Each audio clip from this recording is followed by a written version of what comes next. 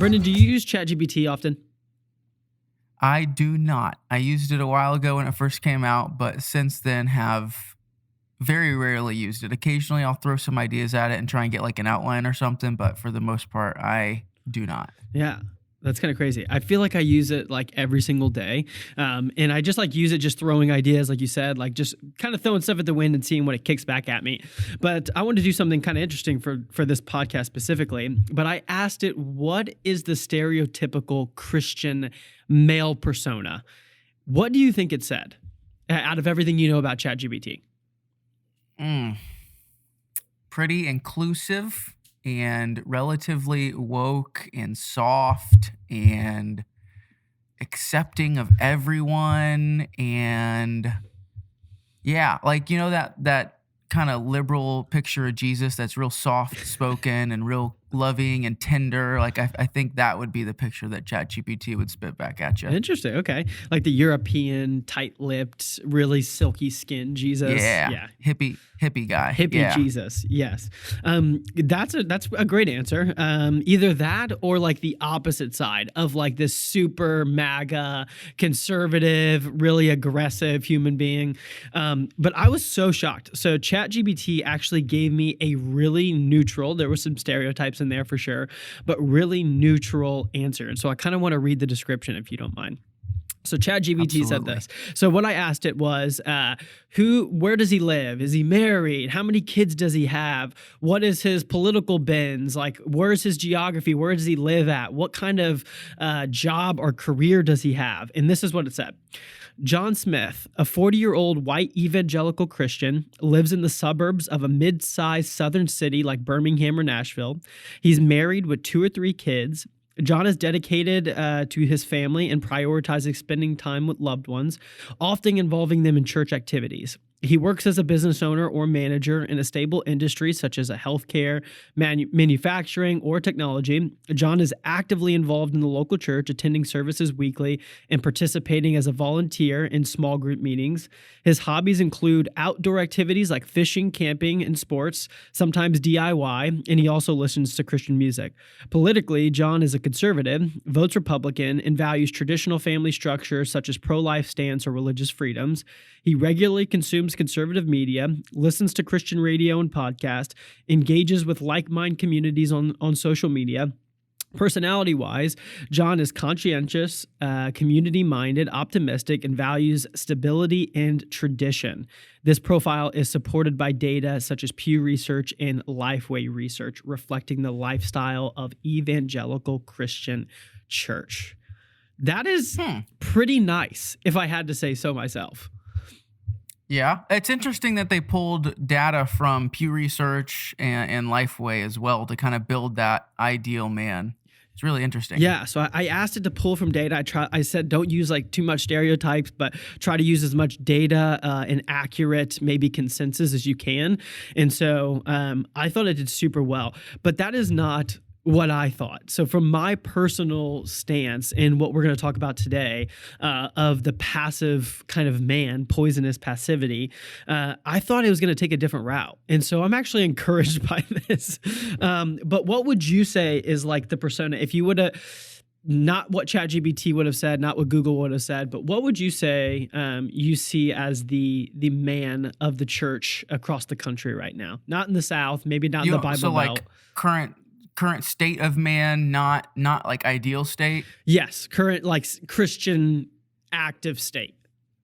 Yeah, I would say some of the similar vein as what I said at the beginning when you asked me what I thought ChatGPT would say. I feel like there is this softness, there is this lack of boldness, lack of zeal, lack of courage, just men that are kind of trained and groomed to go with the flow, just kind of be a yes man, don't stand up for anything.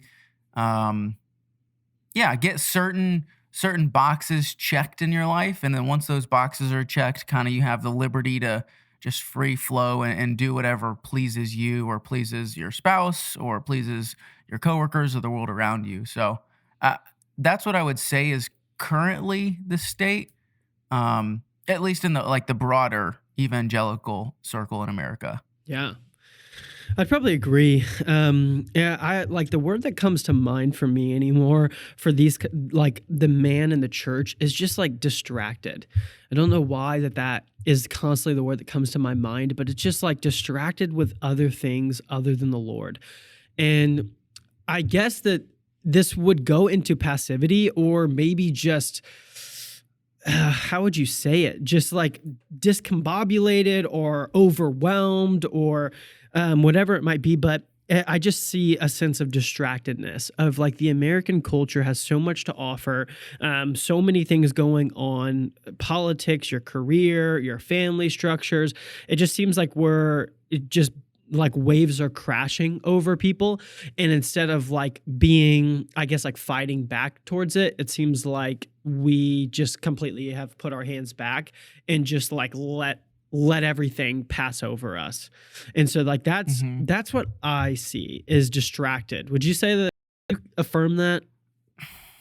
I would say, yeah, distraction is a huge key to it. I think there's a lot of motivators into why this is the case for a lot of men, particularly, but really just Christians at large. You also have to think too, like we haven't been in a war in a long time, Mm, and war has a way of kind of bringing priorities into their proper place. We've had wealth, we've had comfort, we've had security for countless generations now. I mean, we haven't known war or famine or really challenging times in our entire lifetime. And the result of that produces just this kind of softness. We've grown familiar with this comfort, this comfort. this ease of access to certain things. And so I think that's a big factor into it too. I'm not, again, not advocating for war or saying we should go start a civil war right now, but just the nature of the way that we've had life for our entire generation and likely some before us, um, can certainly push us in that direction. But I mean, I could think of dozens and dozens of reasons why I think passivity has plagued the church and plagued men Mm, in particular. Um, and yeah, distractions one of them. I would say a lack of courage is another, and I'd like to touch on that later. We'll put a bookmark in that point. yeah. Um, Femininity, just like the waves of feminism in our culture have kind of backed men into a box and forced them to kind of be quiet Mhm. and not be, um, I don't know, not live up to who God created them to be as a man. Yeah. Uh, I mean, I could keep going. I don't want to be Yeah. go all the way down that rabbit trail, but I think there's a lot of reasons to answer your question. Though I think yes, distraction is a huge part of it. We see all kinds of different things grabbing our attention, Mhm. and we fail to put priorities where they need to be put. Yeah. And this is the thing that I think I'm like most passionate about in just my life anymore. Is like the thing that I've been thinking about the most is like men have these like natural just like ambitions and like drive to want to accomplish, want to be great, but like there's not many ways that we can do this anymore. And I've been thinking a lot about this of like that natural masculine energy that is like so cooped up. I think that that's why guys like Joe Rogan or a Jordan Peterson, even Andrew Tate, which we probably would not agree with 90% of the things that he says, but people are being drawn to him. It's because there's like this pent up ambition and pent up like energy to want to conquer and want to accomplish and want to drive and want to like make things better. And war at like kind of brings that side out of us, sadly. Yeah. And so like that, I think that's where you were getting into that. But right now, because we're so comfortable, because feminism and things like race are at the forefront, and the thought of wanting to be ambitious, wanting to be a driven man that wants to accomplish is now seen as like toxic almost. We have nowhere to like actively give this energy to. And when we do, we get kind of knocked back down. It's like as soon as you start to see anyone like with that drive, with that maybe righteous aggression, like wanting to like make change and wanting to like go against the status quo, it just seems like the church anymore. It seems like your job. It seems like the culture. They just want to knock you right back down. It's like, no, like that's not welcome here anymore. Like, no, that's toxic. That's aggression. That gets us in trouble. Like, no, that's going back to the old ways. is something I've like seen a lot lately is this like I think the culture's calling it baby girl men, where it's like these really feminine kind of like a Timothy Chalamet type of guy, and they're saying like this is a man now, like this is attractive, this is good. And it's like for those masculine men, maybe that John Smith on ChatGPT, that John Smith that likes camping, that likes to progress in his career, it just seems like the culture is actively trying to separate that guy from being in culture anymore. And so what are you supposed to do with that? Like if that is your reality and it's like the culture gets mad at you, then like comfort and passivity is like one of your only routes, unless you want to be like the bad guy. Like I don't know how else to put it. Does that make sense? Yeah. Yeah, I would say too, there's so many thoughts I have. Sorry. Yeah. No, you're good. One is that just like I think the loud minority has a way of striking fear into us more than it probably should. So like those voices that you hear in secular media and Hollywood, like that is a small sliver of the actual population of our culture and of our society, but they have such a large voice. And so that has kind of backed us into this corner a little bit where we see, I don't know, this femininity and this soft maleness being pushed through these means. And we think, oh, that's the way it is everywhere. And so we just kind of back down and cower. But we got to remember that like the majority of the American population, how true this is or not, but the majority of the American population still proclaims to be a Christian. So I think it's 63% of the American population is a self-proclaimed Christian. Wow. And so knowing that, it should kind of reorient the way that we perceive some of the movements that we see happening. And I was just talking about this recently. How is it that 63% of our nation can proclaim to be a Christian, and our culture, our society seem to be drifting the direction that it's going, particularly with passivity, with feminism, with all of the stuff that we're bringing up now? How is it that the majority of our population can claim to hold Christian values, but our society at large is drifting the other direction? Then I threw the opposite out there. How is it that 4% of the population can claim to be a part of the LGBT community and make waves that it's making? So how can that minority be making such strong strides with legislation, with culture, with acceptance, like with movements? How can that minority of our population be making such a large impact on our society while the majority of our population sits back and just kind of lets it happen? And so that's a reality as well. And I think we have just kind of given way to that loud minority in our culture and not stood up for bold proclamation of the truth, like just firm convictions that we might have.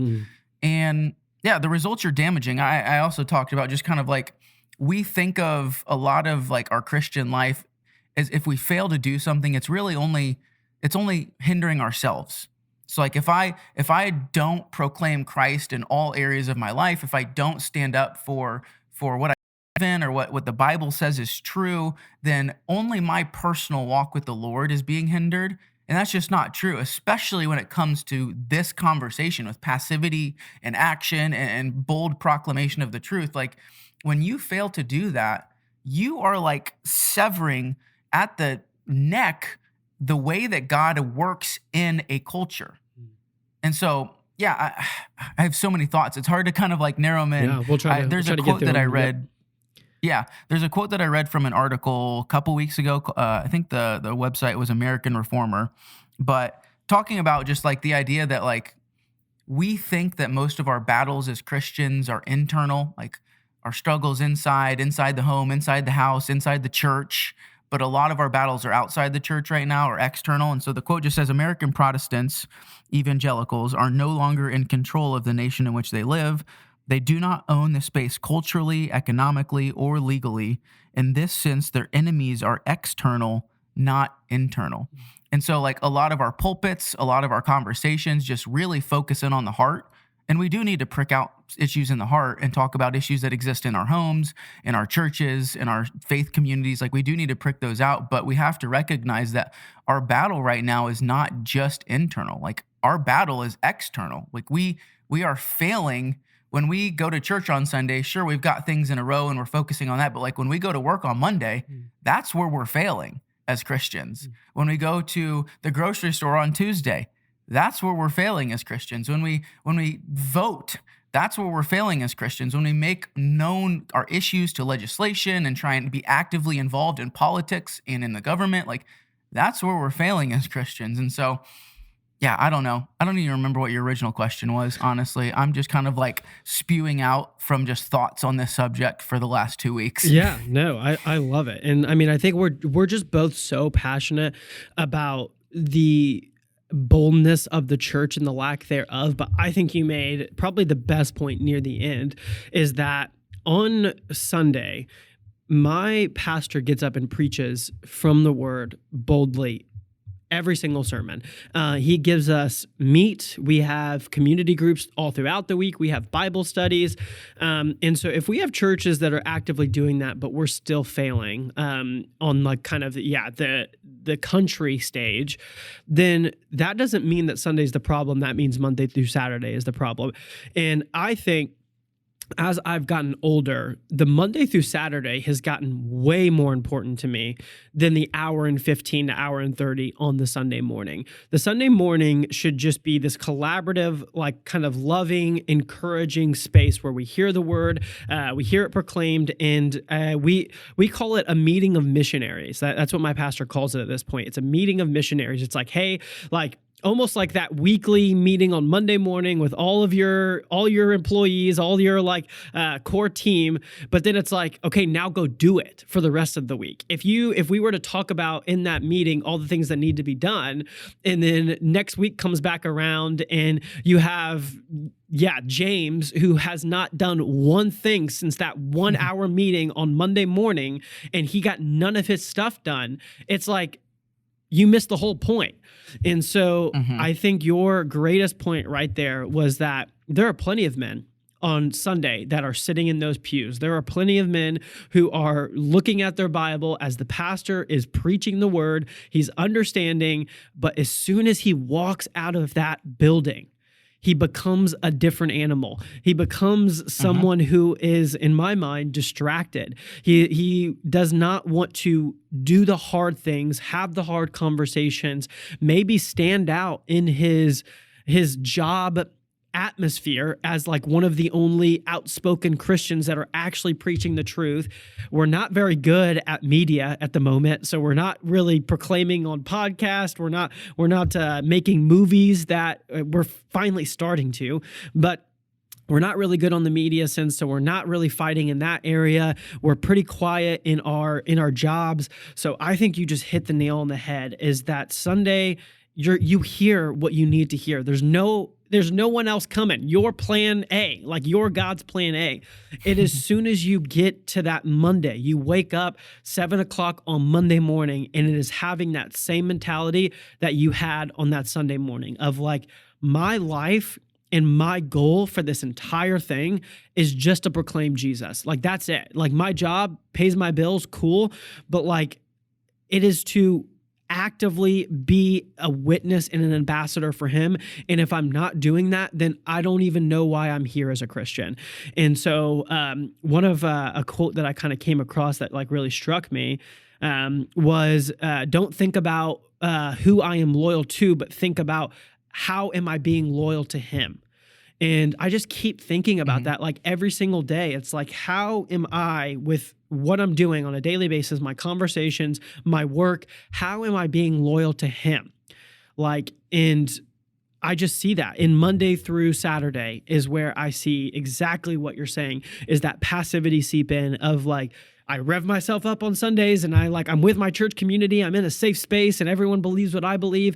And then as soon as I step into the actual battlefield, I'm hiding in a corner and I just have my rifle and I'm doing absolutely nothing. Like I hear the battle going on. I hear the war and I just don't want to participate. it's too scary. Like, I just don't want to Yeah. deal with the LGBTQ. I don't want to deal with abortion. I don't want to deal with politics. I'm just going to sit in my little huddle right here, and I'm going to try to stay alive for as long as possible. And man, when I read the Bible, that is just that's not the scenario. You see a totally different man in scripture. Yeah. C.S. Lewis, to bring up the bookmark that I put in the conversation about courage, C.S. Lewis has a quote. I think it's from Screw Tape Letters. I'm not positive, but I know it's from C.S. Lewis, where he talks about courage. And a lot of times when we discuss courage, we think of it as its own separate, like, character trait, quality, personality. But he says that courage is simply the testing point of every other virtue. So you've got selflessness, you've got boldness, you've got all their virtues that are good and you see in scripture. And he says that courage is merely the testing point of all of those. So, and this is really where the rubber meets the road in the Christian life. We go to church on Sunday, and I think this is why there's this disconnect between what we hear and know and understand in church and about theology, and then when we apply it. And so we understand we have a theology of work, we have a theology of parenting, we have a theology of loving your neighbor, we have a theology of insert theology here, but it all exists up here. And the reason it never comes to fruition is because when we get to that point of testing for all of those virtues or all of those theologies, we back down because we lack courage. We don't really have courage if, when we're getting to those testing points of all of those other virtues, we don't do anything. If, when we get to the battlefield and we don't take a shot, that proves that we don't have courage. Like, we don't have the pinnacle of that virtue. We've just merely filled our tanks up all the way up to this line right below where it needs to be, and we think we're good because our levels are all sustainable for 50 to 60% of our life. And then we go out to the battlefield and we're like, oh, I feel like I should be doing something, but my theology's good, so I'm just going to kind of like back up and cower down. So yeah, I think courage is a large part why passivity exists and why action doesn't exist as much as it should, because we've got a lot of, men in particular from our own experience in most of our circles, but like Christians in general just lack that courage. We've grown comfortable with developing ourselves to a certain point and then feeling satisfied and then never actually seeing any of those virtues come to their testing point. Yep. So I don't know. Yeah. Just wanted to bring that up on courage. Yeah, no, I thought that was perfect. And like the courage measurement is a lot of times as Christians, we think the courage measurement happens in the church. Like, oh, I know my theology. Like, I know my Bible. Like, I can quote John 3:16. I can tell you what's in James 1. Like, and it's like, no, the actual measurement is outside the church. That's where you actually show. Like, the measurement of how effective you are in war, like we keep kind of bringing that up, is not how good you are in boot camp. Like, that's cool. Like, if you're one of the best shooters, like, on your team, or you can run the fastest mile, like, you get like a couple handshakes. But then, like, when you're actually out on war, and if you're off to the side and you're not helping anyone and you're not actually doing your job, then boot camp is just a laughable experience. It's like you missed the whole point. You missed the whole assignment. And so why do you think you don't see performance on the battlefield? I think largely in part it's because, like I mentioned at the beginning, we've grown comfortable with comfort, with wealth, with ease of things, ease of access of stuff. Like, we've grown this level of comfort. Yep. And the reality is, when you pull back and take shots at the enemy, to continue this battlefield reference, when you pull back and take shots at the enemy, the reality is inevitably they're going to pull back and take shots at you. And we don't want that.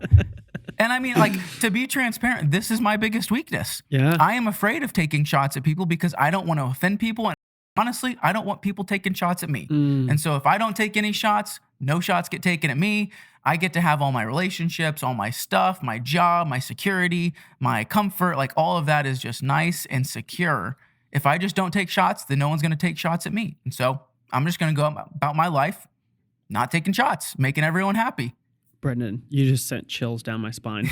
Like, I could cry. Like, you just hit the nail on the head. And you like couldn't be more right. That is the biggest reality of the situation. And I think that when it comes to this conversation, passivity, when it comes to courage, we do need to make that disclaimer that Jesus literally promises us that if we stand up for him and if we are the light in the darkness, we are a light on a hill. We are a lamp. Like imagine just a completely dark room and then in the middle, you're just a lamp. Like that's just like, what he tells you as a Christian, you will stick out like a sore thumb. And so like when it comes to this, you have to almost just accept the fact that it's going to be difficult. And like that is the calling. That is the privilege of being a Christian and having salvation in Jesus, is that this life isn't it, and that your desire to be understood or to be liked or to be respected by man has to die. And that is like, I mean, that's why veterans are so respected, is because they've already taken into account that their life is now sacrificed and that they might die in the efforts for something much bigger than themselves. And that's beautiful. And we respect that and we love that. As like Americans, we appreciate that a veteran is able to do that. Christians have the exact same responsibility. And that is a hard pill to swallow. We have to understand that once we give over our lives, we come to the cross and say, our life is no longer our own. And that God, you are now the only thing that I care about. And my physical life is dead. All I care about is my spiritual life. And whatever comes with that, dude, I think I've told you a couple of times, but I've been studying Acts like in depth this like past year. And Acts is like no joke. Like what Paul had to go through, like if you just try to read it as a real person going through real life events, like it is no joke. This dude is constantly just beaten and thrown out of cities and people constantly objecting him and yelling at him and getting so mad at him. He's constantly kicked out of cities. He has to wipe off the dust, go at it again, goes and preaches in another city. The exact same thing happens. It's just like he understands that he loves man and he wants to share with them Jesus, but that his responsibility to the Lord and his loyalty to the Lord is so much greater than anything that this world can give you. Any money, success, prestige, industry you're in, it doesn't matter. If it discards like what your actual responsibility is, it pales into comparison. But just like the way you brought it up, if you take shots will come. And I think we know that. We know that intuitively. Jesus died. All the apostles died. Most of the early church got persecuted heavily. Like this is kind of our promise. And you have to come to the conclusion somewhere in your spirit that it's worth it. And that this is going to be the reality, most likely. And I have to be okay with it. And I think everyone comes to that differently. I really don't know how to what to say to give the person the courage to take that jump, other than like the Holy Spirit and you just getting into the word and you understanding the gospel of Jesus Christ being so much more worth it than this world. Like I only think that comes to you at your own time and your own like self-revelation. But every Christian is called to have that epiphany. But man, that hit for me. Yeah, and I was going to say too, touching on just kind of like that, it coming to different people at different times, like it is such a freeing reality once you understand it. And it might come in waves. Like again, I'll have seasons where I understand and I recognize like I don't live to please man. I live to please God. And like it's a very freeing reality. And like you can just walk into any conversation and think, oh, like what he thinks of me.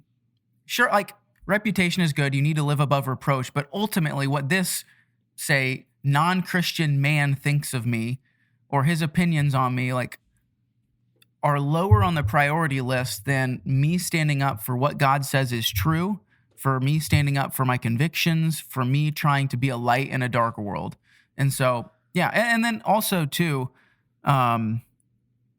you have Paul, like you had mentioned Paul in Acts, in Ephesians, when he's writing to the Ephesians, just urging them, like Ephesians 4, I urge you to walk in a manner worthy of your calling. Like he urges them to not just take what they know and think about it and know it, but to actually like walk this walk. And then you see later on in Ephesians where he talks about putting on the armor of God because they recognize that they are in a battlefield. They're not just sitting in their holy huddles, going to church on Sunday and then just merely existing in the world around them. Like they are in battle and they're to put on the whole armor of God. And so there is this charge to Christians both to interact with the world. Because I think you had said something about like the physical doesn't matter. And I understand what you were saying, but like we do have to like there is this unity between the spiritual and the physical. Like when we go out to work, like we're physically at work, but there is a spiritual reality that undergirds all of that, which is put priority on those things. Like there is a higher degree of ramification to the spiritual side of things.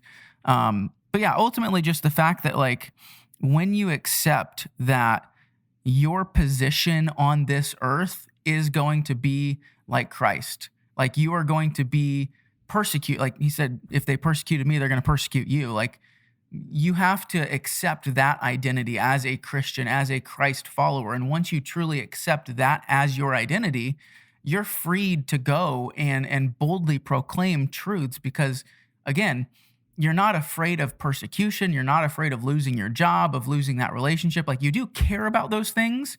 Like I think of Matthew when it tells us to be wise as a serpent, but innocent as a dove. Like as we go and proclaim the gospel, like we don't just want to be foolish about it. But at the end of the day, like if you lose that job because you boldly stood for Christ, like it's a job that was worth losing. I would argue that. Yeah. And that's like trusting the Lord of like, if I stick up for you, I can't remember where he says it, but he says, if you stick up for me in front of man, I will stick up for you in front of my Father. And I see that as like trusting of like, if I stick by you, Lord, I trust that you will take care of my finances. I trust that you will Mhm. provide the job. I trust that you will take care of my family. I trust that you will take care of me. Like, how much more, like if he loves the lilies in the fields and the birds in the sky, like how much Yeah. more Yep. will he love you? And it's like you either like believe him or you don't. You either trust him or you Yeah. don't. Your life's either dedicated to him or it's not. And like I don't think it's near as black and white as it makes it out, like as like the evangelical 2024 Christian church makes it out to be. I think it's just like I can't remember where we heard it. I remember we heard it back in college, but it was like, do you have faith in this chair? Okay, sit in the chair. Like you trust the chair Yeah. enough. And like it was like if there's like an obviously broken chair, it's like you obviously don't trust us, or you're not going to sit down. It's like either you trust the Lord and you like lean back and you trust that he's going to catch you, or you do everything in your power to protect yourself and build your own dang chair, and then you act like you are actually trusting Mhm. the Lord when it's like very obvious that you are doing everything to protect your own chair. And it's like, okay, like it's not as hard as we think it. Like it's hard, but it's not as like, well, like the Yeah. Bible's pretty clear on a lot of these Yeah. things. And two, I think one of the things that makes it easier to be bold about proclaiming the truth and standing up and having courage in the culture is, and this is to bring up a word that we've used and joked about in the past, is to have this heart posture. So you think of just the concept of like out of the mouth, the heart overflows. And so like the heart is kind of like, I think Spurgeon calls the heart the mainspring of the Christian life. And like if the heart is out of line, your whole life is out of line. And just understanding that concept, like if your heart is right before the Lord and you are just overjoyed, fully satisfied, fully content in him, and you fully trust and love and obey and honor the Lord, and you have completely put your faith in him, and you are leaning back in that chair, and you personally and have this heart posture of just overflowing joy in the Lord.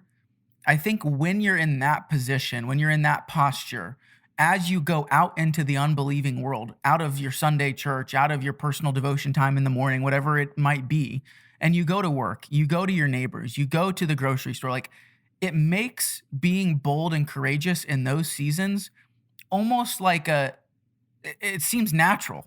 Like you're just overflowing with, like you had said, like you're studying Acts. You see Paul suffering and the fruit of that labor that came from that suffering, and just his boldness and his courage. And then you study that, and then you depend on the Lord's guiding you and the Spirit filling you and giving you strength. And then as you go out into the world, it's just this like, it's naturally coming out of you. Like that joy and that boldness and that courage and that conviction, it is just overflowing out of you. It's not this thing that you've got to like go pick up and drag along with you as you go into the grocery store to try and be bold for Christ. It's like, I love the Lord. I have a heart for him, and it just overflows out of me. Like we talked about, like your interview with Greg, how you just like, you envy people that just have this like exuberant, overfilling joy about them. And I think that comes from just a genuine love for and contentness in the Lord, and trusting that his ways are the best ways, that he is the greatest treasure that you could ever have, that you don't deserve. And so if you take that heart posture and that joy and go into this broken and fallen world, you want to share that with those that don't have that. You see that cashier that maybe is having a bad day and doesn't, you can clearly tell is just like going through some stuff and maybe doesn't have a lifeboat to cling to. And your just heart posture is like, I want to tell you about Christ. And yeah, I don't know. I'm ranting now, but it just, I think having that heart posture to bring up that word, and then just, being selfly personally overflowing with joy in the Lord really helps in times of testing. Yeah. I think the word that I was thinking about the whole time you were saying that is momentum. And the thing that we've talked about for the past like couple of months is the spiritual rhythms of a Christian life, was like daily practices, weekly practices to get yourself, your heart posture in tuned back to God, to get that heart fervent for the Lord.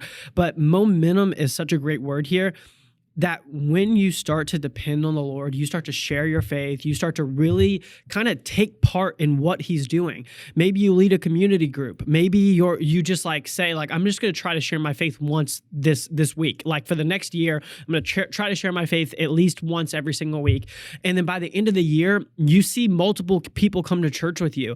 Or maybe you actually reach out to a friend that you know is struggling and ask, hey, like, I know that I haven't really been upfront with you, but like, I love Jesus and I really want to talk to you about him. I was going through a similar struggle. Can I talk to you? And then you have a really, really great conversation with that person. You invite them to church, and over the next year, you see their life completely change.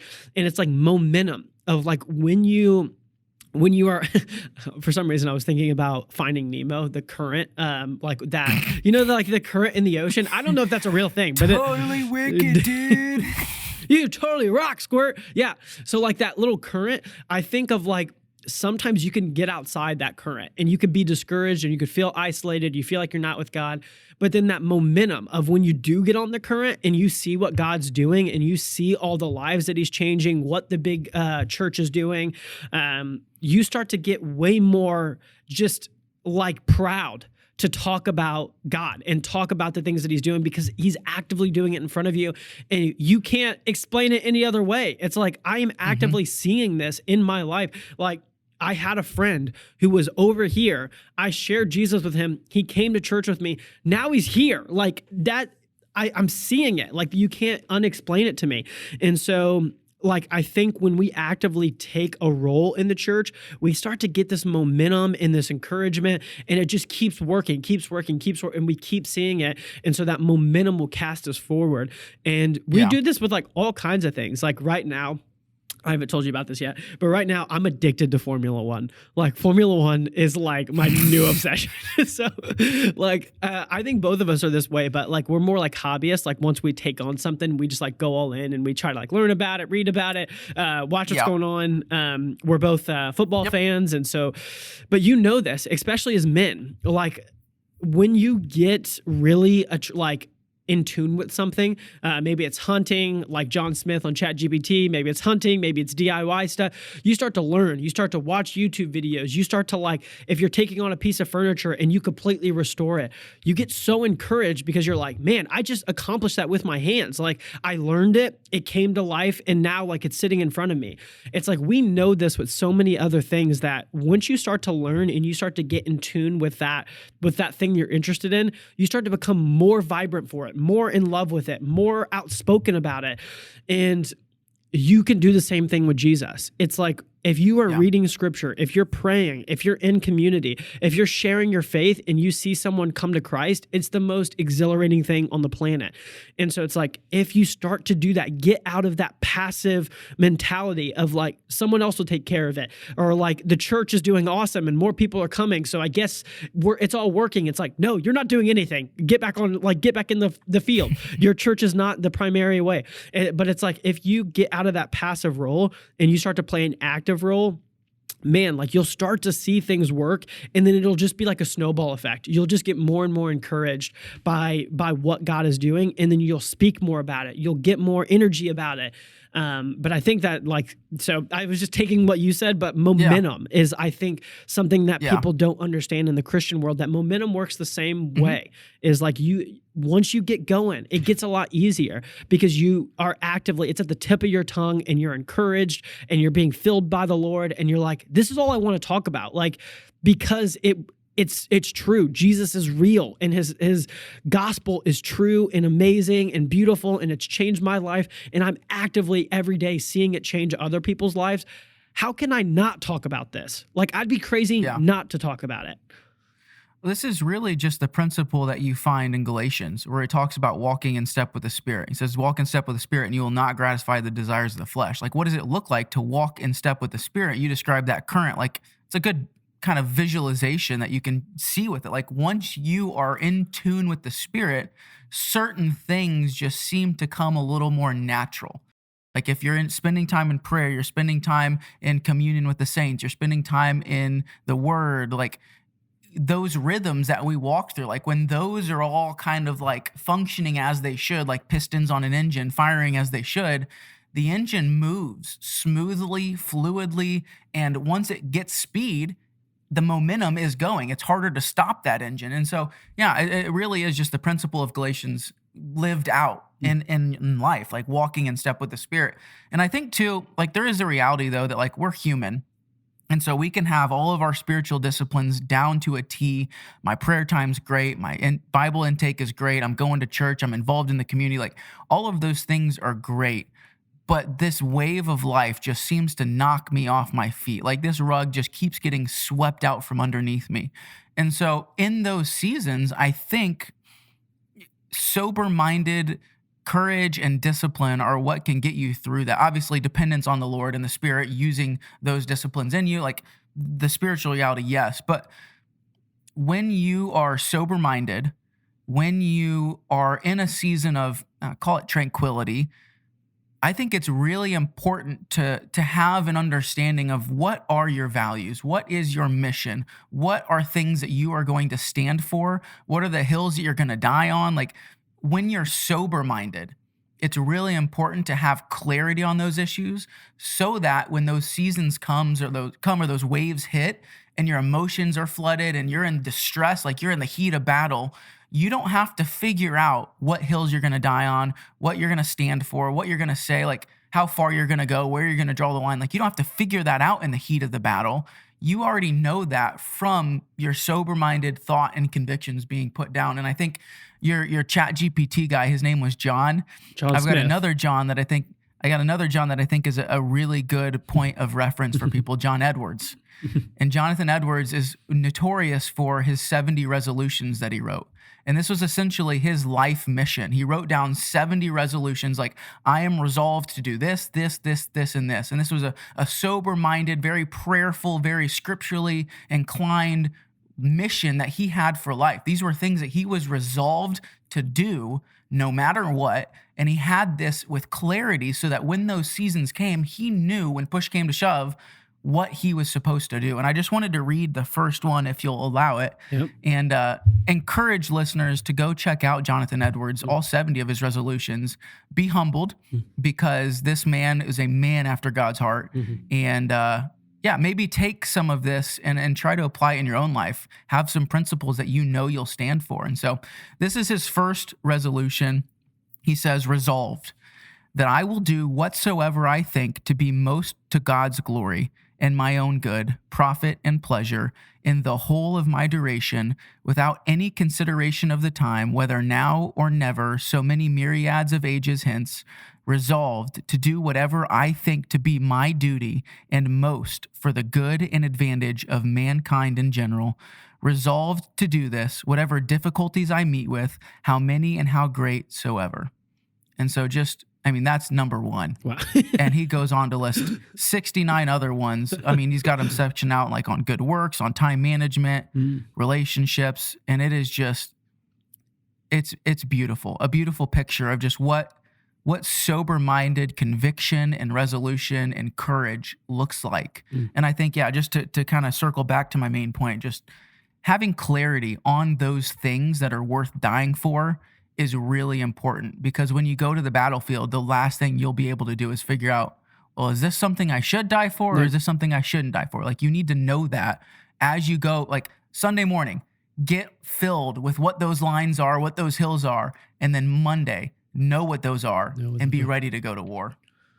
That's so good. Yeah, because that's what boot camp is for, right? Is to put you through all those tests and trials to make sure that when you hit the battlefield, that's not when you have the reality of like, oh, shoot, I don't want to do this. It's like, Navy SEAL training is intense. I'm pretty sure there's like aspects where they put you in gas chambers. It's like they try to expose you to the worst of the worst, so you as a man could be like, is this my thing or not? Because if not, now's the good time, not out in the battlefield where I will fail others. And so I think that is a really great practice. And this is what I was talking about earlier, about some of these biblical commands are not near as gray as you think they are. There's a lot more black and white of like, hey, scripture is inerrant. It actually teaches everything that we need for reproof and correction. We have the Holy Spirit in us. Jesus was a real man and he died for your sins, and he is the only way to salvation. You are to share your faith. Matthew 28, 1 Peter, you are to make a defense for the hope that is in you. Like, you are, Jeremiah, to meditate on the word day and night so you know that it is in you. Galatians, put on the armor of God. Galatians 5, you know the fruits of, the fruits of the Spirit. Like, all these things are way more like black and white. And so I would even say, as you're going through, hey, what are my to die fors? Use the Bible. What does the Bible command you to do as a new covenant Christian? And once you actually write them out, it's not that gray anymore. It's pretty black and white of like, what should our life look like? I believe it's 1 John that's called like the team players, or like the team colors of like, what does it look like to be a Christian? If you just read through 1 John, if I remember that right, it might be 2 John, but it basically, as you're reading through it, it's like, this is the guideline to being a Christian if you just read that one book. And so there are a lot of ways that if you just read the New Testament, you know what your priorities are. And you will know pretty quickly if you're being passive towards those commandments or not. Because if you're not doing them, you're passive. One thing I want to kind of reiterate in here, and we talked about a little bit before, and it's kind of just, maybe we need a podcast for this just specifically. But something that I see with men nowadays, especially passivity in the church, is this idea of the matriarchy. And the idea of the woman playing much more of a spiritual headship in the Christian household. I mean, it was like known back in my day, even like I wasn't even a Christian, but I knew like, yeah, mom gets us ready to go to church. Like, dad doesn't really care much about it, but like mom, like it's the whole family goes to church. Dad he goes because he has to make mom happy, but it's not really like, dad is not the spiritual leader. Mom is the spiritual. She's the one that prays. She's the one that gets the live, laugh, love signs around the house. Like, she's the one that reads her Bible every day, or goes to like the woman's Bible study, but the dad does not do much at all. And so I would say that the passivity has come the most from my perspective of letting the woman be the spiritual leader in the household, and that the dad gets to take a step back in this realm, and he is much more hands-off when it comes to leading his house spiritually. And that is just a domino effect of all the things that we have talked about.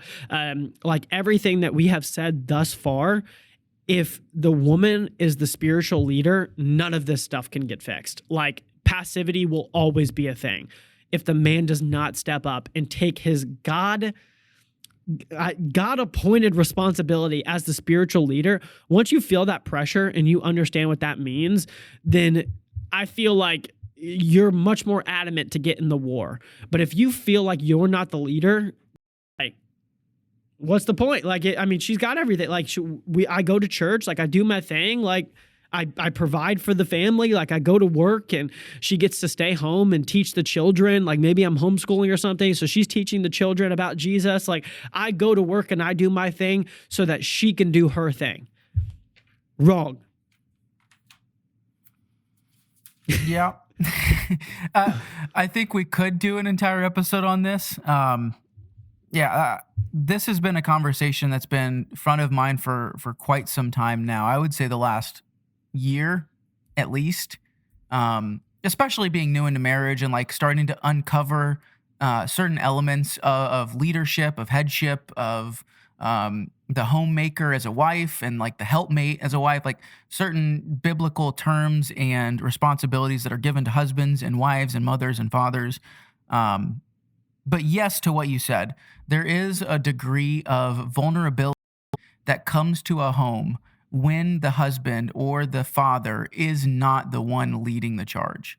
And that, I think, to save us from going all the way down like an anthropology route and a biblical understanding of that, like I would just leave it at that and say that like when the husband or the father is not leading or heading the household, there are certain attacks that household is vulnerable to that are very, very damaging.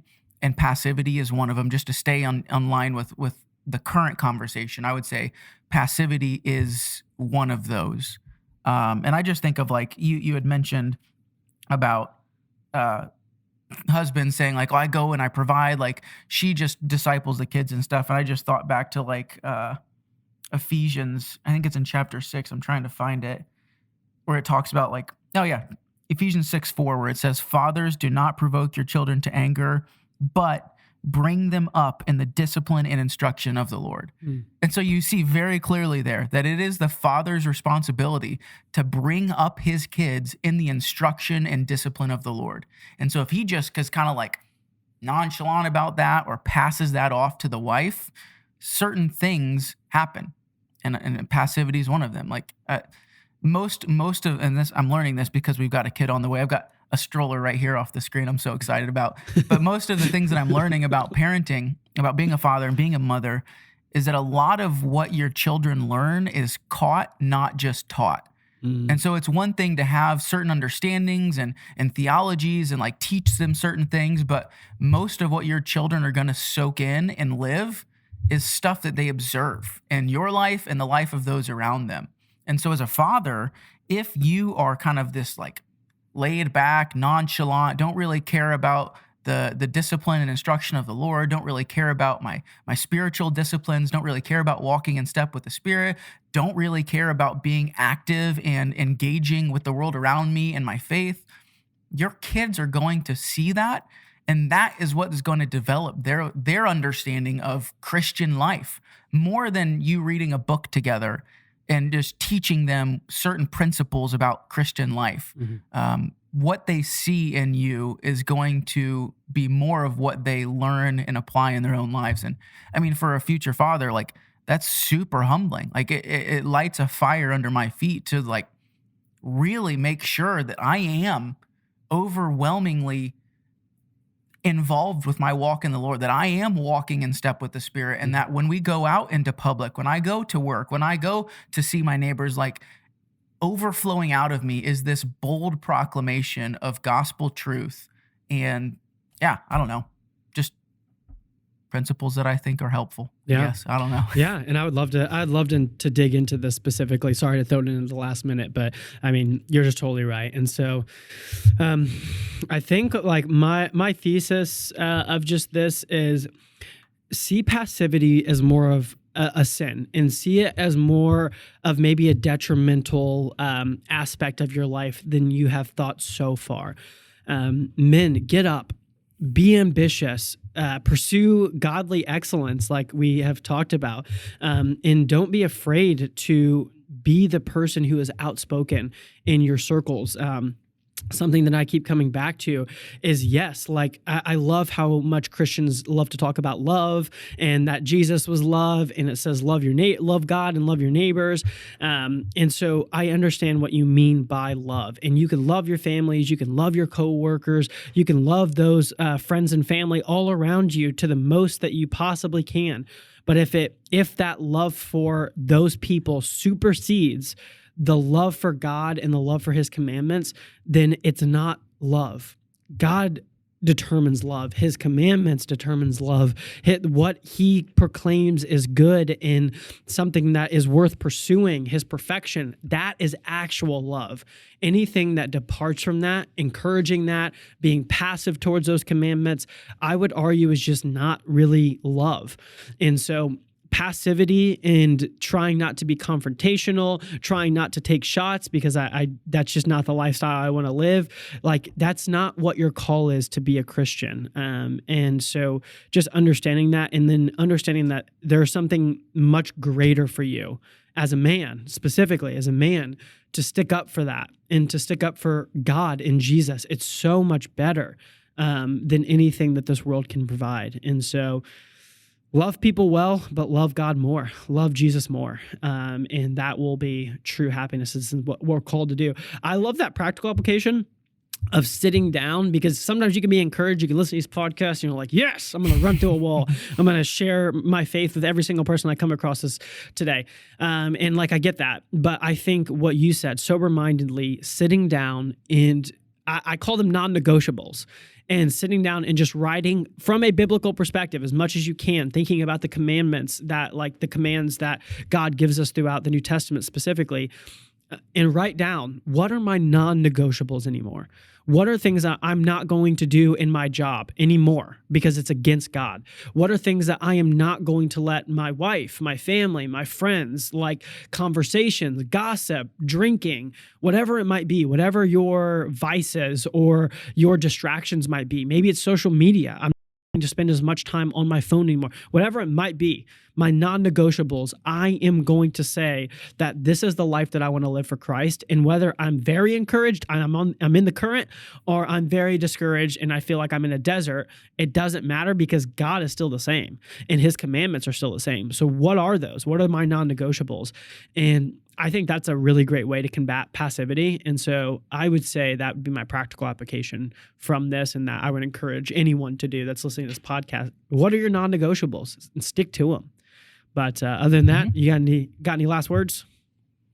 I would just say, recognize that as a Christian, a lot of your theology is going to be weaponized against you from the unbelieving world. So we are very gracious, very forgiving, very loving people, and that is going to be weaponized against us, especially as we go and try and be active and not passive in the world and stand firm for certain things. We're going to get told, well, you're a Christian, you should be loving, you should just accept me. And a lot of our theology will get weaponized against us, but stand firm for it. Any theology that drives you into passivity is not a good theology. Your theology should always lead to doxology, which is worship or action or praise. So your theology should never be an excuse as to why you lay back and let the enemy walk all over you. So that's just a little encouragement, a little charge there, especially for men. Just be courageous and stand firm for what the Bible charges you to stand firm for. And I think too, just kind of throwing this out there, last minute little plug, there's a podcast that I've listened to. I don't listen to it all the time, but I do listen to it occasionally. It's called the Hard Men Podcast. Touches on this subject. In particular, it's their niche. And so I would just commend that podcast, any guys listening that maybe are interested in developing kind of this courage, this valor, this boldness in a biblical way, and what that looks like in your life. So yeah, that's the Hard Men Podcast. I would commend that to you guys. But besides that, that's all the thoughts I have. Amen. Thank you guys for listening to the Godly Excellence podcast. We are trying to pursue excellence and ambition in a way that glorifies God and not ourselves. Thank you guys for listening. Like, comment, subscribe. We like when people comment on these things and give us feedback on stuff. I believe my email is in the description. So if you have questions, feel free to email us. But thank you guys for listening. That is the pod.